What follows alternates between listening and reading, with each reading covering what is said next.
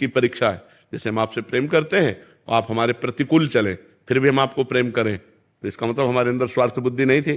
स्वार्थ बुद्धि अनुकूलता की चाह करती है, और स्वार्थ ना होने के कारण आपके प्रतिकूल व्यवहार का हमारे ऊपर कोई फर्क नहीं पड़ा, और हम ज्यों का त्यों आपका मंगल मनाएंगे, आपका शुभ करेंगे, आपके अनुकूल चलेंगे। इसे प्यार कहते हैं। अगर ये है तो निस्वार्थ प्यार है, अगर ये नहीं है तो बड़ा मुश्किल है। संसार में निस्वार्थ प्यार होना ये बड़ा कठिन है, बड़ा कठिन है। स्वार्थ की कुछ ना कुछ गंध लेकर ही प्यार हमारा बढ़ता है। रूपवान, गुणवान, धनवान, परिवार का मेरा परिजन, कहीं ना कहीं कोई ना कोई आज नहीं तो कल ही हमारे काम आएगा। जब ये बिल्कुल बातें ना हो और वो हमारे साथ प्रतिकूल व्यवहार करे, हमारी निंदा करे, हमको दुख पहुंचाना चाहे, हमारी हानि कर दे, और फिर भी हम प्यार करें, उसे निस्वार्थ प्यार कहते हैं। समझ में आ रहा है आप जी? अंशुल जी। राधे राधे। राधे राधे महाराज जी। महाराज जी, मेरा प्रश्न है कि अगर हमें किसी सामान्य व्यक्ति से प्रेम होता है तो हमें उसका चिंतन निरंतर होता है। यदि हमें पता चले वो व्यक्ति भी हमसे प्रेम करता है तो ये चिंतन दुगना हो जाता है, उसके चिंतन में ही आनंद प्राप्त होने लगता है। महाराज जी, ऐसे ही श्री जी से प्रेम क्यों नहीं हो रहा? महाराज जी, ये मन इतना शैतान क्यों? अपनी पहली बात पे आओ, हम उसका चिंतन करते हैं, फिर अगर पता चल जाए कि वो हमें प्यार करता है तब तो हम दुगना चिंतन हो जाए। बहुत सुंदर सूत्र है, पर पहले सूत्र में टिक जाओ तुम। पहला अपने ही मुख से जो आपने वर्णन किया उसके पहले सूत्र में टिक जाओ। केवल अनन्य चिंतन, अनन्यस चिंतयन्तो माम। अब आओ इस कसौटी पे। मेरे तो गिरधर गोपाल दूसरों न कोई। तुम अपना चिंतन संभालो तो तुम्हें उत्तर मिल जाएगा कि श्री जी आपको कितना प्यार करते हैं। किसी बीच की गवाही की जरूरत नहीं पड़ेगी, वो डायरेक्ट आपके हृदय में पता चलने लगेगा कि अपार कृपा लाडली जू की है, मेरे ऊपर लाडली जू की अपार दया है, मुझे बहुत प्यार करते हैं श्री जी। ये अनुभव होने लगेगा, छाती में अनुभव होने लगेगा। कोई फोन थोड़ी आएगा, अपने आप अनुभव होने लगेगा, अपने आप हृदय में। अब हम कैसे बताएं तुमको कि जब हम प्रभु से जुड़ते हैं तो हमारे हृदय में कितना आनंद होता है, अपार आनंद होता है, एक अपार मस्ती होती है। न मृत्यु का भय, न जीने की चाह, न कोई लाभ, न कोई हानि, एक अद्भुत मस्ती होती है। तो पहले अपना क्षेत्र संभालो। अनन्य चेता सततम यो माम स्मृति नित्य सा। मेरा अनन्य चिंतन हो। अभी तो चिंतन बंटता है, अभी चिंतन छूटता है, अभी चिंतन भूल जाते हैं हम। पहले अपने क्षेत्र को संभालो। हमारा एकाकी प्रेम होना चाहिए। मैं आपसे प्यार करता हूं, आप मुझे प्यार करो या ना करो, ऐसे भगवान से प्यार करना चाहिए। और भगवान तो प्यार समुद्र है, हम उनके अंश होकर जब इतना प्यार करेंगे तो वो हमारे अंशी समुद्र है। प्रेम भगवान प्रेम समुद्र है, वो हमें कितना प्यार करेंगे ये हमें अनुभव में आएगा। पहले खूब नाम जप करो, भगवान का चिंतन न छूटने पावे। समझ पा रहे हो आप? विराट दर्शन दीक्षित जी। महाराज जी, जब जब हम भगवत मार्ग में प्रवृत्त होते हैं तब तब षड दोष, काम, क्रोध, मद आदि अपनी सारी शक्ति से हमें परास्त कर देते हैं। महाराज जी, इसका हाँ बिल्कुल, ये मतलब अक्षरशः सत्य है, इसमें कोई संशय नहीं। क्योंकि जब तक हमें पहलवान कोई देखे कि हमारे नीचे रहता है तब तक वो उपेक्षा करता रहता है। जब ये समझ में आता है कि हमको लतियाना चाहता है तो पूरी ताकत लगा देता है। तो हम जब भगवान की तरफ चलते हैं तो ये जो षड विकार हैं ये हमारे ऊपर हावी हो जाते हैं बहुत गंदे तरीके से। मतलब जब हम किसी को अपने वश में करना चाहते हैं तो कोई भी हथकंडा अपनाना पड़े। ऐसे ही काम क्रोध जब कोई साधक भगवान के मार्ग में चलता है तो पूरा अपना प्रभाव दिखाते हैं। तो इनका प्रभाव और भगवान के नाम का प्रभाव दोनों अलग है। ये प्राकृतिक है, मात्रा स्पर्शास्तु कौन्ते शीतोष्ण सुख दुखदा आगमा पाइनो अनित्यास। ये दो बातें इनमें हैं। ये आने जाने वाले हैं, स्थायी टिक नहीं सकते। काम क्रोध स्थायी नहीं टिकते, ये आने जाने वाले हैं, हर समय थोड़ी बने रहते हैं। आगमा पाइनो भगवान के वचन है, आगमा पाइनो। और अनित्यास ये नाशवान है। और नाम टिकाऊ चीज है, नाम अविनाशी है, नाम आनंद समुद्र है, नाम महाबल है। सुमिर पवन सुत पावन नामू अपने बस करी राखे रामू। जब भगवान को अधीन कर सकता है तो काम क्रोध क्या चीज है? जब भगवान को अधीन कर सकता है नाम जापक तो काम क्रोध क्या चीज है? काम क्रोध तो अपने आप गुलाम बन जाएंगे। पर डट के नाम होना चाहिए, केवल बातों से अधीन होने वाले नहीं।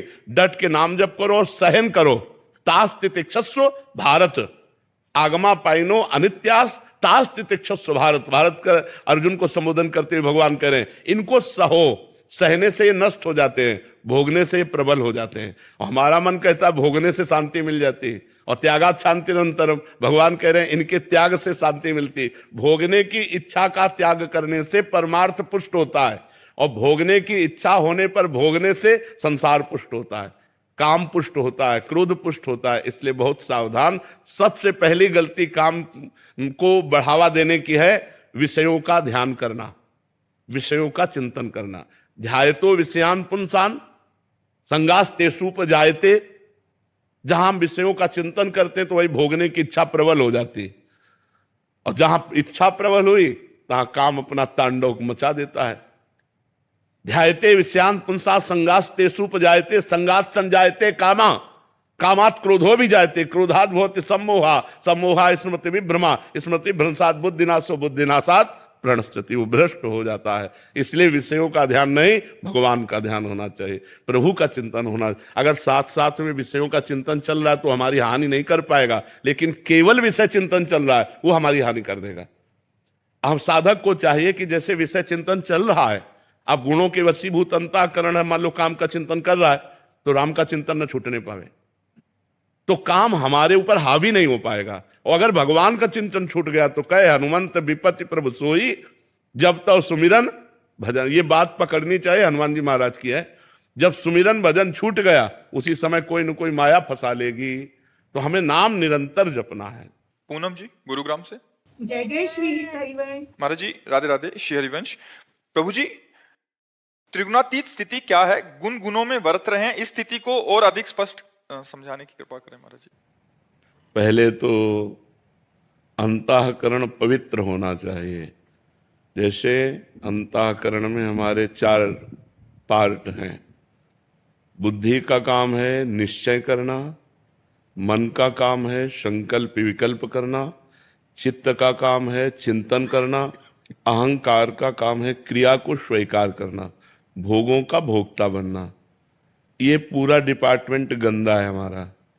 बुद्धि ने निश्चय कर लिया है शरीर में, पदार्थ में, वस्तु में, धन में, पद में, इसमें सुख है और शांति है। गलत निश्चय। हमारे मन ने 5 ज्ञानेंद्रियों के साथ संसार के भोगों को भोगना ही लक्ष्य बना लिया। गलत मन का निर्णय। हमारा चित्त वस्तु, व्यक्ति, स्थान, भोग, रुपया, पद, प्रतिष्ठा इसी के चिंतन में लगा रहता है। गलत चिंतन। हमारा अहंकार दासत्व भाव में भगवान के न जाकर भोक्तृत्व भाव में आकर के मैंने ये भोगा, मैं ये भोग सकता हूं, मैं ये भोगूंगा, मैंने ये किया, मैं करता हूं, मैं कर सकता हूं। बस इन्हीं गंदगी के कारण हम 3 गुणों में फंस गए।